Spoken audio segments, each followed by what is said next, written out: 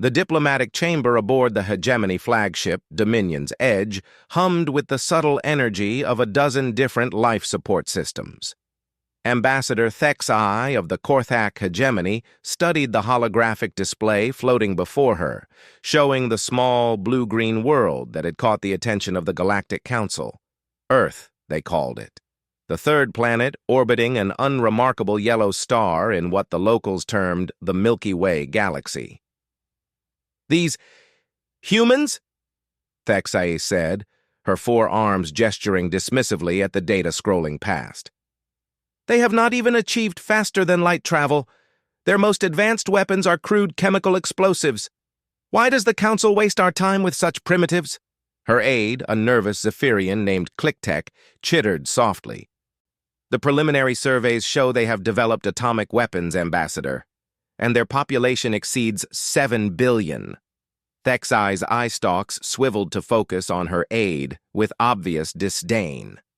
7 billion insects living on a single world. No interstellar colonies, no energy shields, no plasma weaponry. They are barely beyond the Stone Age by civilized standards." The holographic display shifted to show footage captured by long-range reconnaissance drones. Humans walked through their cities, worked in their fields, fought their petty wars with projectile weapons that seemed laughably primitive.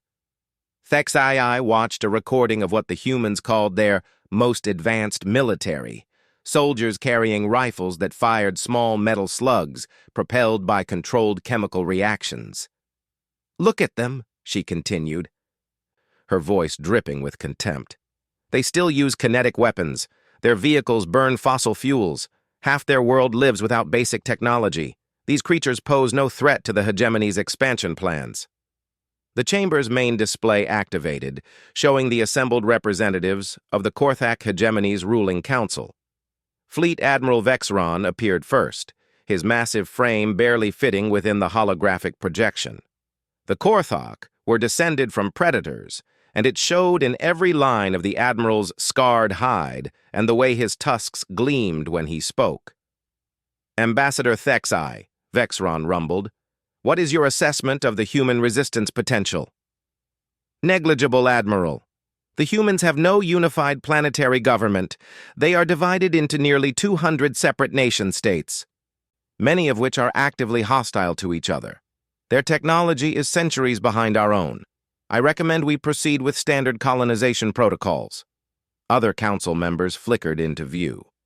General Mordock of the hegemony's ground forces, his cybernetic implants glowing softly in the dim light of his command center.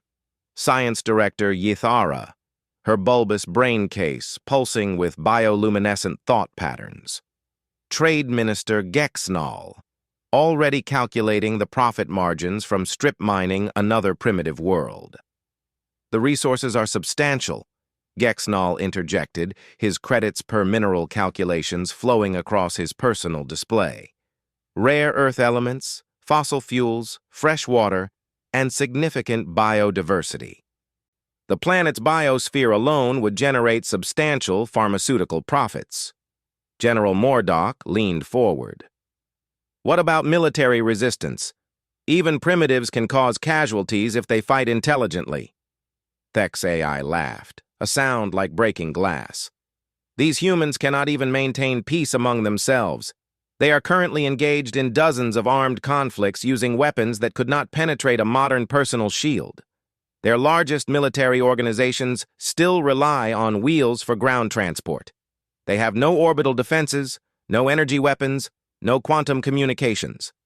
A single hegemony battle group could pacify their entire world in a matter of days." The recording shifted to show human space capabilities, crude chemical rockets that struggled to escape their planet's gravity well. A small space station that looked like it had been assembled from spare parts. Satellite networks that used primitive electromagnetic signals. "Their space program," Thexai continued, "consists of throwing small metal cans into low orbit using controlled explosions.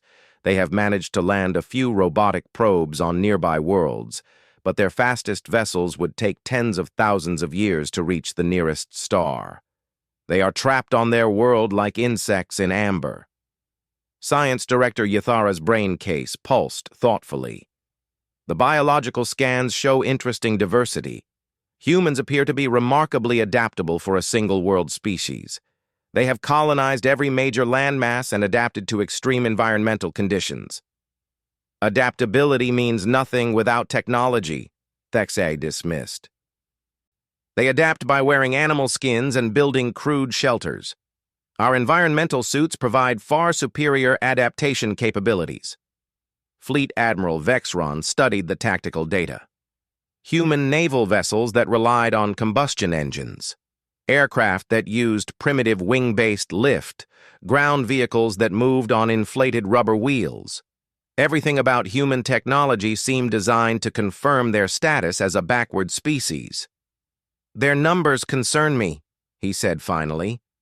7 billion individuals represents significant biomass. Even primitives can be dangerous in sufficient quantities. Numbers are irrelevant without coordination or effective weapons, Thexay replied confidently. These humans have never faced an enemy from beyond their world. They have no concept of modern warfare. Their tactics are based on fighting other humans using comparable technology. They will panic and break when faced with superior hegemony forces. The display showed recorded human military exercises. Soldiers moving in formation across open ground, tanks that seemed to be made of thin metal plates, aircraft that moved at speeds barely faster than ancient hegemony civilian transports. Everything reinforced the impression of a species that had barely evolved beyond tribal warfare. Trade Minister Gexnall was practically vibrating with excitement. The exploitation potential is enormous. With minimal initial investment, we could establish mining operations across their entire planet. The return on investment would be exceptional, especially considering the negligible security requirements. "What about the Galactic Council's interference?" asked General Mordock. "They have been monitoring this system." Thexay waved dismissively. The Council's non-interference protocols only apply to species that pose potential threats to galactic stability. These humans clearly fall below that threshold. They cannot even detect our surveillance drones, much less pose a threat to established powers. The holographic display zoomed in on various human population centers, cities with millions of inhabitants, but no energy shields or orbital defense platforms, industrial complexes that would be vulnerable to even basic plasma bombardment, transportation networks that could be disrupted by targeting a few key nodes. "I have reviewed their entertainment media," Science Director Yathara added. "Their fictional depictions of alien contact consistently show humans as the inferior species. Even in their own fantasies, they acknowledge their technological limitations. This suggests a species-wide acceptance of their place in any cosmic hierarchy." Fleet Admiral Vexron nodded slowly. "Very well. We will proceed with standard colonization procedures. Ambassador Thexay, you will deliver the surrender demands according to hegemony protocol. Inform them that they have one local solar rotation to surrender unconditionally or face pacification." "Admiral," Thexay said, "respectfully, I believe even that timeline is overly generous. These humans have no unified command structure to coordinate a response. Most of their governments will likely compete with each other to surrender first, hoping to gain favorable treatment from the hegemony." The council members exchanged satisfied glances. Another primitive world would soon join the hegemony's collection of resource extraction planets. The process had become routine over the centuries. Arrive, demand surrender, establish mining operations, relocate any surviving natives to designated preservation areas. Simple, efficient, profitable. "Are there any other considerations?" Vexron asked. General Mordock consulted his tactical displays. Recommended occupation force would be minimal. Perhaps 1 legion of Korthak infantry, supported by standard atmospheric fighters and orbital bombardment platforms. "These humans appear to lack any technology that could threaten our shield systems." Approved, Vexron declared. Ambassador, you may proceed with first contact protocols. Inform these humans of their new status in the hegemony. Make it clear that compliance will result in minimal casualties and possibly favorable work assignments in the mining operations. Thex AI bowed formally to the assembled council. It will be my pleasure to bring civilization to yet another primitive world. The council members signed off one by one until only Thex AI remained in the diplomatic chamber. She reviewed the files one final time, noting the complete absence of any technology that could pose even a minor threat to hegemony forces. No energy weapons, no force fields, no faster-than-light communication, no orbital defenses. The humans were arguably the most primitive species the hegemony had ever encountered. She activated her personal communication system and connected to the Dominion's Edge Bridge. Captain Horth X, set course for the third planet. Standard approach pattern. These primitives have probably never seen a spacecraft larger than their crude chemical rockets. Understood, Ambassador. Shall I raise shields and charge weapon systems?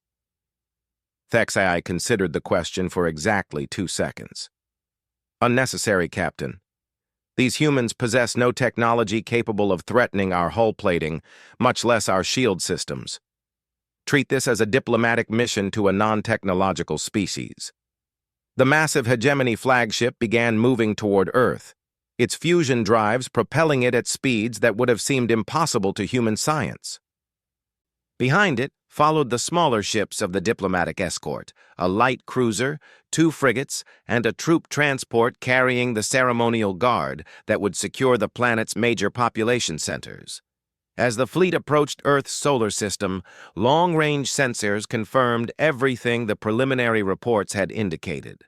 Primitive radio transmissions filled with what appeared to be entertainment broadcasts, chemical-powered rockets struggling to achieve orbital velocity, satellites that used simple solar panels for power generation.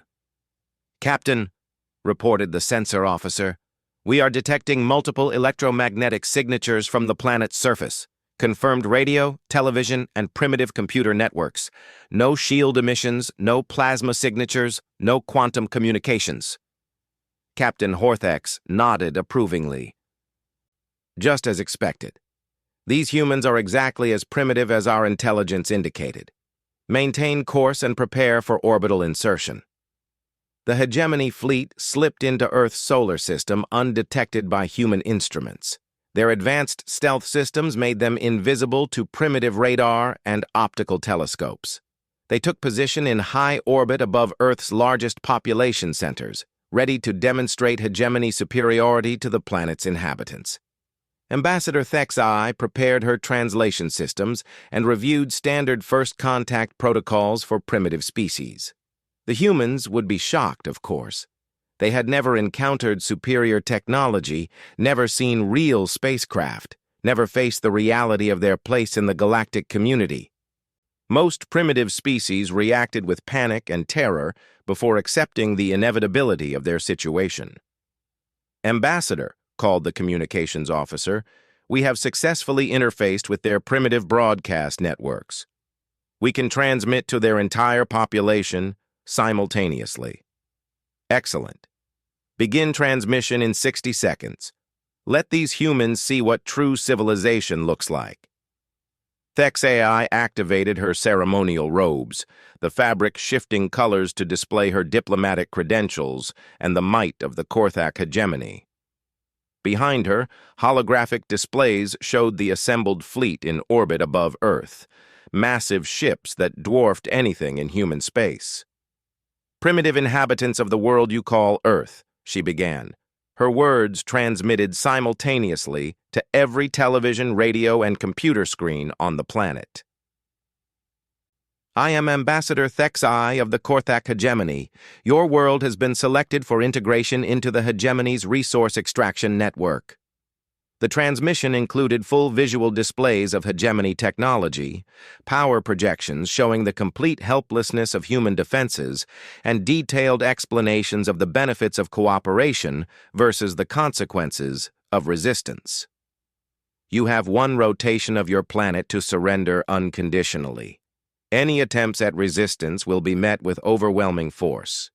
Your primitive weapons pose no threat to hegemony technology. Compliance will ensure minimal casualties and favorable treatment in your new roles as hegemony subjects. Across Earth, humans watched in stunned silence as alien ships appeared in their skies and otherworldly beings calmly explained their planet's conquest. Governments scrambled to respond. Military forces mobilized with their primitive weapons, and desperate plans formed in the minds of 7 billion humans who had just learned they were no longer alone in the universe. But in the sophisticated chambers of the hegemony flagship, Ambassador Thexai smiled with satisfaction. Everything was proceeding exactly according to plan. These humans would surrender within hours, just like every other primitive species the hegemony had ever encountered. She had no way of knowing that her complete dismissal of human capabilities would prove to be the most catastrophic intelligence failure in hegemony history. General Sarah Chen stood in the Pentagon's Situation Room, surrounded by screens showing the alien fleet holding position in high orbit.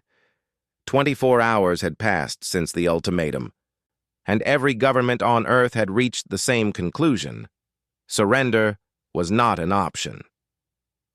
"Ma'am," said Colonel Rodriguez, looking up from his tactical display, "we've finished analyzing their broadcast. The translation algorithms confirm they're giving us exactly 24 hours to surrender unconditionally." Chen nodded grimly. Around the room, representatives from every major world power sat in stunned silence or spoke in urgent whispers. The Chinese premier was conferring with his military advisors. The British Prime Minister was coordinating with European Union leadership. The Russian president looked like he wanted to launch nuclear weapons immediately. "What do we know about their capabilities?" Chen asked. Dr. Elizabeth Harrison, the Pentagon's chief technology analyst, activated her presentation.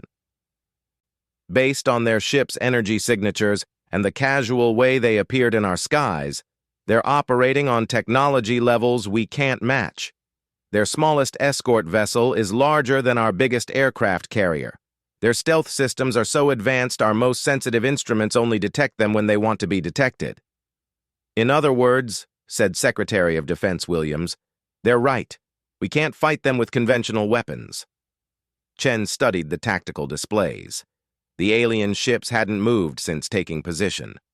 No aggressive maneuvers, no threatening approaches to military installations. They were simply waiting, confident in their overwhelming technological superiority. "Maybe that's their mistake," she said quietly. "General?" Rodriguez asked. "They've been studying us," Chen explained. "But they're looking at us like we're just another primitive species. They see our technology and assume they know everything about us."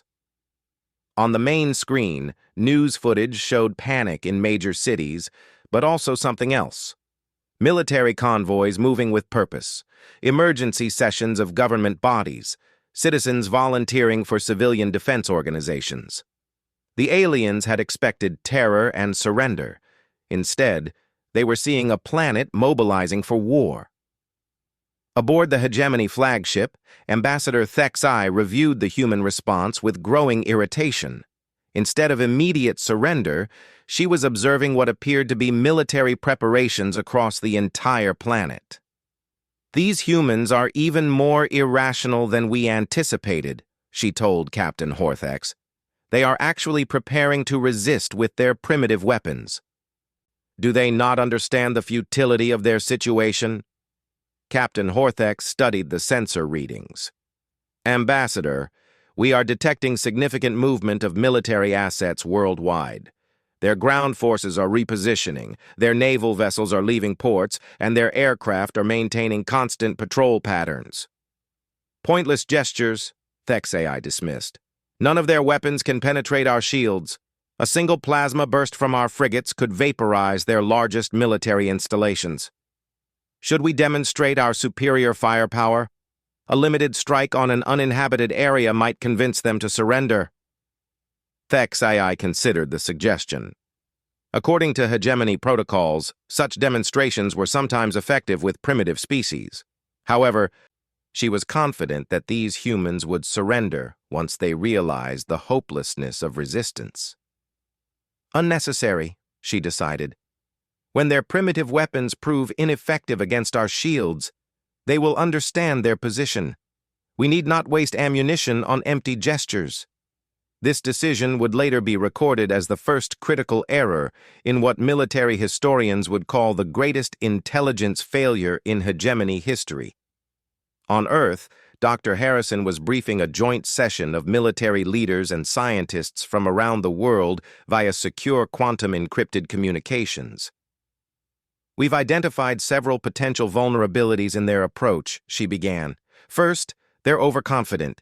Their ships are maintaining standard orbital patterns with no evasive maneuvers. Second, they've made no attempt to disrupt our communications or eliminate our military infrastructure. Third, their energy signatures suggest they're operating their shield systems at minimal power levels. What does that mean for us? Asked General Chen. It means they're not taking us seriously, replied Dr. James Morrison from the British Ministry of Defense. They're treating this like a routine pacification of primitives rather than actual warfare. Colonel Rodriguez activated a new display showing worldwide military positions.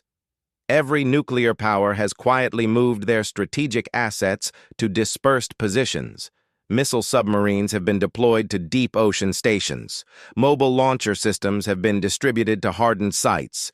If they're planning to conquer us, they'll need to deal with thousands of independent launch platforms. They'll expect that, Chen pointed out. Nuclear weapons are exactly the kind of primitive technology they'd anticipate from us. Dr. Harrison smiled grimly. That's where they've made their second mistake. They've studied our technology, but they haven't studied us. They don't understand how humans think, how we fight, or how we adapt under pressure. In classified facilities around the world, teams of scientists and engineers were working with desperate efficiency. At CERN, particle physicists were modifying their equipment for purposes never intended. At the Fermi National Laboratory, quantum mechanics experts were rapidly prototyping theoretical weapon systems. In Israel, computer specialists were developing viral algorithms designed to function on unknown alien systems. The aliens had given humanity 24 hours to surrender. What they hadn't realized was that they had given humanity 24 hours to prepare. Ambassador Thexai was growing increasingly frustrated as the deadline approached. Instead of surrender negotiations, she was receiving what appeared to be formal declarations of defiance from every major human government. "This is unprecedented," she told the assembled council via holographic communication. "These primitives are actually planning to fight us with their chemical weapons and kinetic projectiles." Fleet Admiral Vexron's image flickered with what might have been amusement. "Perhaps a demonstration of our capabilities would be appropriate, nothing dramatic. Simply disable one of their military installations to show them the futility of resistance." "With respect, Admiral, I believe such measures are unnecessary. When we begin our pacification operations, their resistance will collapse immediately upon contact with our superior technology." General Mordock leaned forward in his projection. "What exactly are these humans doing with their military forces?" Thexai consulted her sensors. "They appear to be distributing their assets widely rather than concentrating them for defense. Typical primitive behavior. They don't understand that their scattered forces will be even less effective than concentrated formations. And their governments? Still issuing defiant statements. Their leaders seem to believe that their primitive weapons can somehow threaten hegemony forces." Science Director Yithara's brain case pulsed thoughtfully. "Have we detected any attempts to develop new weapons or adapt their existing technology?" "Nothing significant. Some increased activity at their research installations, but they lack the time and technological base to develop anything that could threaten our forces. These humans have had less than one planetary rotation to respond. No species can overcome centuries of technological disadvantage in such a short time frame." This assumption represented the third critical error, though none of the hegemony leaders recognized it at the time. As the deadline approached, General Chen received reports from military installations worldwide. The response was unlike anything in human military history. Instead of national armies preparing for individual defense, every military force on Earth was coordinating as a single unit. "Ma'am," reported Colonel Martinez from NORAD, "we have confirmed integration with Russian, Chinese, European, Israeli, Indian, and Pakistani strategic command systems. For the first time in human history, we have a unified global defense network." What about the smaller nations? Every country with significant military capabilities has joined the network. Brazil, South Africa, Japan, South Korea, Australia, Canada. Even nations that were enemies yesterday are sharing intelligence and coordinating battle plans. Chen nodded approvingly.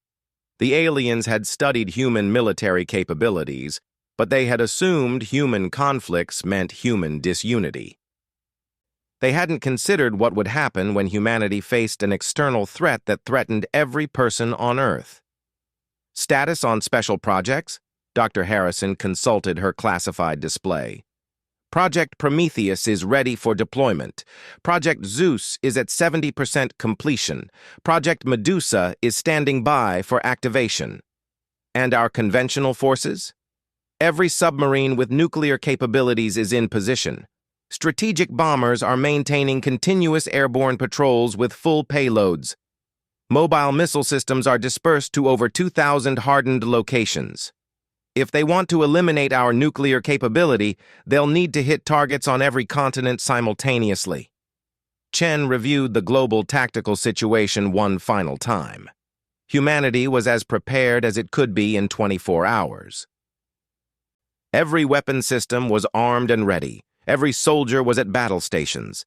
Every scientist was standing by with theoretical weapons that had never been tested under combat conditions.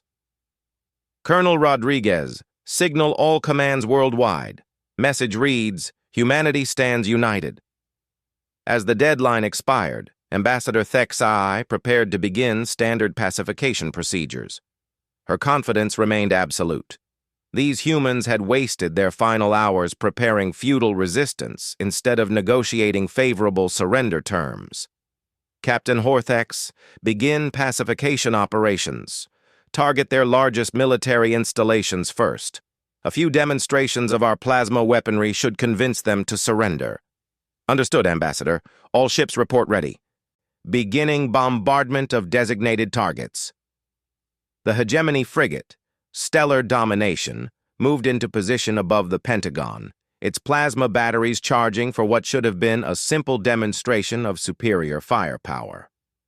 Captain Horthex expected the human military center to be destroyed within seconds, after which the remaining human forces would certainly surrender. Instead, as the frigate descended to optimal firing range, every strategic nuclear submarine on Earth simultaneously launched their full payload of intercontinental ballistic missiles. The result was not what the hegemony expected. "Captain!" shouted the sensor officer aboard Stellar Domination. "We are detecting massive launch signatures from across the planet. Hundreds of projectile weapons have been fired simultaneously." Captain Horthex studied his displays with growing confusion.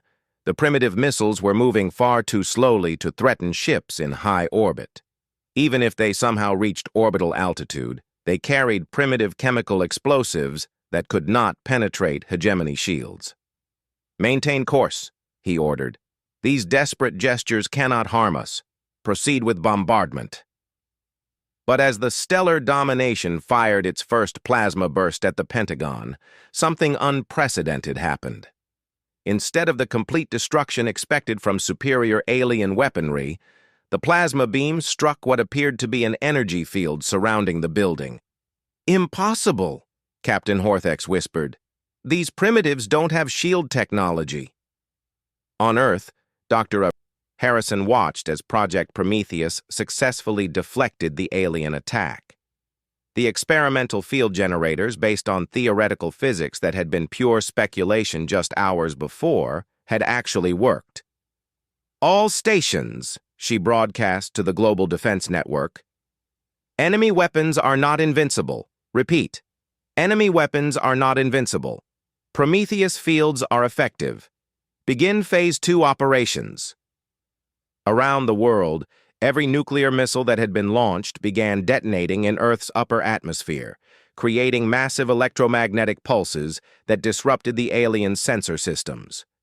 Simultaneously, particle beam weapons that had existed only in theory began firing from hidden installations, striking the alien ships with energies the hegemony had never encountered from a primitive species.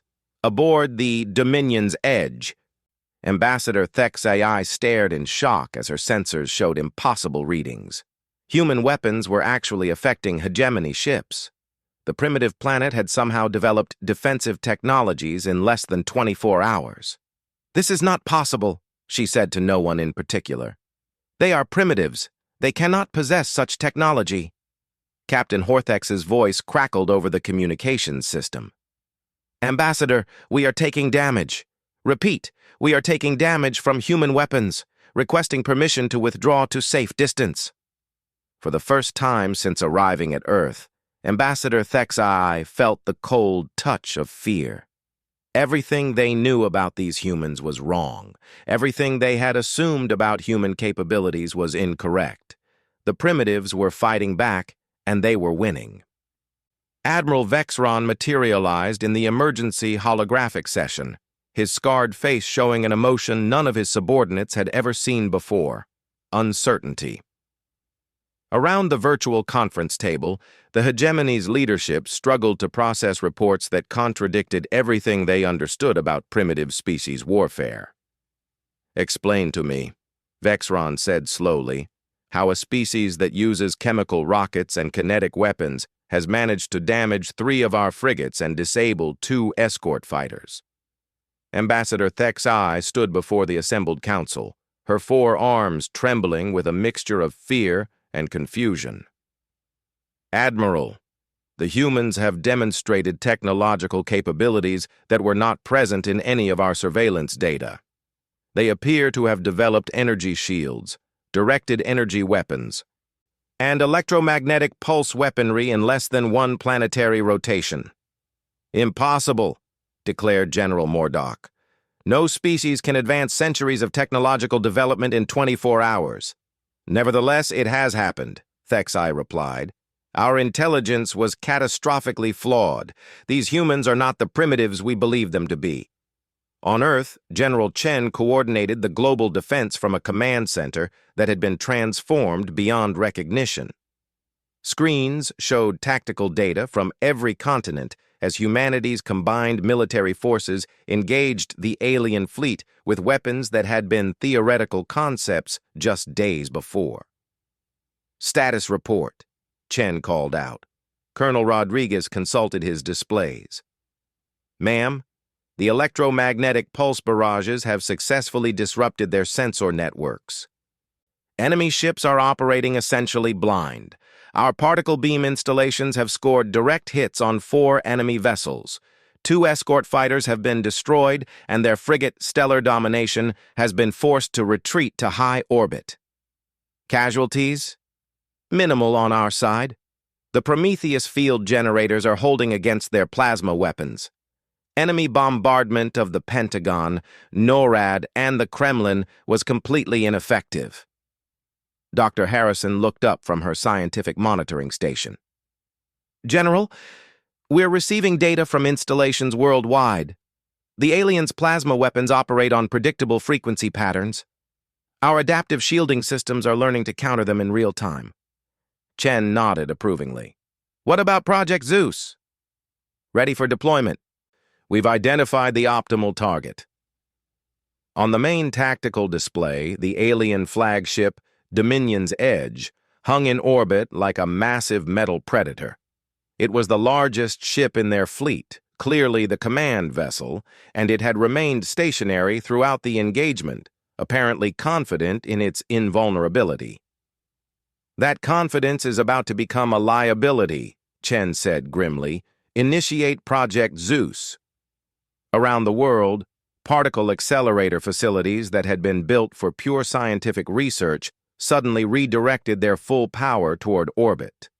CERN in Switzerland, Fermilab in the United States, CAEC in Japan, and dozens of smaller installations synchronized their outputs to create a focused beam of energy unlike anything the galaxy had ever seen. Aboard Dominion's Edge, Ambassador Thexii was arguing desperately with her military advisors when the ship's hull began to vibrate. "What is that?" she demanded. Captain Horthex checked his instruments with growing alarm. "Ambassador, we are detecting massive energy buildup from multiple points on the planet's surface. The humans appear to be charging some kind of planetary defense weapon." "That's impossible. Our sensors detected no such installations." "They're using their scientific equipment," the sensor officer reported in amazement. "Those facilities we identified as research laboratories are actually components of a massive weapons system. They've turned their entire planet into a weapon." The realization hit Thexii like a physical blow. The humans hadn't built new weapons in 24 hours. They had converted existing technology for military purposes. Every research facility, every power plant, every communications array had been transformed into part of a global defense network. "Shields to maximum," Captain Horthex ordered. "All ships, emergency evasive maneuvers." But it was too late. The combined output of Earth's particle accelerators struck Dominion's Edge with the force of a small star.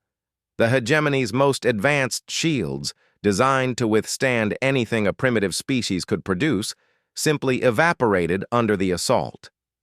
The flagship's hull began to glow cherry red as exotic particles tore through molecular bonds that had been considered unbreakable. Secondary explosions rippled across the massive vessel as system after system overloaded and failed. "Abandon ship!" Captain Horthex screamed into his communication system. "All hands, abandon ship immediately!" But the other hegemony vessels were facing their own crises. Every submarine on Earth had launched their nuclear arsenals not at the alien ships directly, but at precise points in the upper atmosphere. The coordinated nuclear detonations created massive electromagnetic storms that interfered with hegemony technology in ways their engineers had never anticipated. The frigate Iron Conquest found its artificial gravity failing as electromagnetic interference disrupted its quantum field generators. Crew members floated helplessly through corridors as their ship tumbled out of control. The escort fighter, Swift Death, suffered complete navigation failure when Earth's coordinated communication networks began broadcasting on frequencies that overloaded its sensor arrays. The pilot, blinded by electronic interference, crashed his fighter into the side of his own flagship, but the most devastating blow came from an unexpected source. Dr. Elizabeth Harrison had spent years studying theoretical computer viruses that could potentially affect quantum-based computing systems. When the aliens began their attack, she had exactly 17 minutes to convert theory into practice. "Project Medusa is active," she reported to General Chen. "We're uploading the virus through their own communication systems. Every time a hegemony ship tried to contact another vessel or coordinate tactical movements, Earth's computer networks injected viral code into their quantum communication streams. The virus was specifically designed to target the arrogance protocols built into alien AI systems. The results were immediate and catastrophic. Hegemony AI systems, programmed to dismiss primitive threats, found themselves unable to process the reality that primitive weapons were destroying their ships. The cognitive dissonance created by their own programming caused cascading system failures throughout the alien fleet. Ambassador Thexii watched in horror as her escort ships began firing on each other, their AI systems corrupted by viral code that convinced them that nearby vessels were actually human ships in disguise. The carefully coordinated hegemony fleet dissolved into chaos as ships fled in random directions, attacked their own allies, or simply shut down completely. "Admiral Vexeron," she broadcast desperately, We must withdraw immediately. The humans have capabilities we never suspected. This is not a primitive species. This is something else entirely. But Admiral Vexron's reply came through corrupted communication channels filled with the electronic screams of dying ships. Impossible. Primitives cannot defeat hegemony technology. You must be mistaken. Admiral, Dominion's edge is breaking apart. We have lost contact with 6 escort vessels. The humans are using weapons that violate everything we know about technological development. As if to emphasize her point, another wave of particle beams strikes from Earth's surface began systematically targeting the remaining hegemony ships. Each blast was perfectly coordinated, striking at precisely the moment when the targeted vessel's shields were recharging from the previous attack. General Chen watched the tactical display with grim satisfaction as the alien fleet disintegrated. "How are they coordinating their attacks so precisely?" she asked Dr. Harrison. "We're using their own sensor data against them," Harrison replied. "Every time they scan our positions, our computers analyze their scanning frequencies and use that information to predict their shield modulation patterns. We're essentially using their superior technology to defeat them." Colonel Rodriguez looked up from his communications console. "Ma'am, we're receiving surrender signals from multiple alien vessels." "Put them through." The main display flickered to life, showing Ambassador Thexai's desperate face. Behind her, smoke and sparks indicated severe damage to her ship's systems.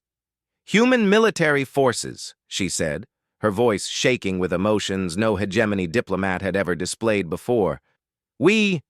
We request terms for withdrawal from your system." General Chen stood before the camera, representing not just the United States military, but all of humanity. 26 hours ago, you told us we had 1 day to surrender unconditionally. You informed us that resistance was futile and that our primitive weapons posed no threat to your superior technology. "Yes," Thexai whispered. We made errors in our assessment." "Errors?" Chen's voice carried the anger of 7 billion people who had been casually dismissed as primitives. "You threatened to turn our entire species into slaves for your mining operations. You assumed we would panic and surrender because we hadn't developed faster-than-light travel." On screens around the world, humans watched as their military leader faced down an alien diplomat who had, just hours before, been utterly confident in her species' superiority. "What you failed to understand," Chen continued, "is that humans don't surrender. We adapt. You gave us 24 hours to prepare for war, and we used every second of it. You studied our technology and assumed you knew our capabilities, but you never studied us." Ambassador Thexai looked around her damaged command center, where alien crew members who had expected an easy conquest were now fighting desperately to keep their ship from exploding. We acknowledge our mistakes," she said quietly. "We request permission to withdraw our surviving forces and remove ourselves from your system." Denied. The word hung in the silence like a death sentence. "You will land your remaining vessels at the coordinates we transmit. You will surrender all weapons and shield generators. Your crew will be processed as prisoners of war and held for eventual exchange with whatever government claims authority over your species. But we are the Korthak hegemony. We do not surrender to primitive species." General Chen smiled, and it was not a pleasant expression. "You're not surrendering to a primitive species, Ambassador. You're surrendering to humanity, and we're about to show the galaxy exactly what that means." 3 months later, the Galactic Council received a transmission that changed the course of interstellar politics forever. It came not from the Korthak hegemony, but from something calling itself the Human Federation. The message was simple and direct. The Korthak hegemony no longer controls the Sol system or any of its former territories within 50 light-years of Earth. These regions are now under Human Federation protection. Any species wishing to establish diplomatic relations with humanity is welcome to contact us through the former hegemony communication networks, which we have appropriated for our use. The transmission included technical specifications for human defensive systems, detailed analysis of hegemony technology weaknesses, and an offer to provide military assistance to any species threatened by aggressive expansion from technologically superior neighbors. Within weeks, 17 different species had requested human assistance against various threats. Within months, the Human Federation had established defensive agreements with 43 worlds. Within a year, humans had become the galaxy's premier source of adaptive military technology and tactical innovation. Ambassador Thexai, now held in a comfortable prison facility in Switzerland, spent her days writing reports that no one in the former hegemony wanted to read. Her detailed analysis of human capabilities filled thousands of pages, all concluding with the same warning. Never assume that technological primitives are incapable of military innovation. Never assume that a species' current technology level represents their potential capabilities. And never, ever give humans time to prepare for war. But the most important lesson was simpler. Humanity's greatest strength had never been their technology. It was their refusal to accept defeat, their ability to adapt under pressure, and their willingness to transform every tool into a weapon when their survival was threatened.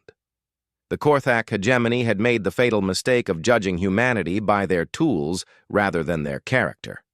They had seen primitive technology and assumed primitive capabilities. They had observed human conflicts and assumed human weakness. They had ignored the most important fact about humanity. When threatened with extinction, humans don't surrender. They evolve.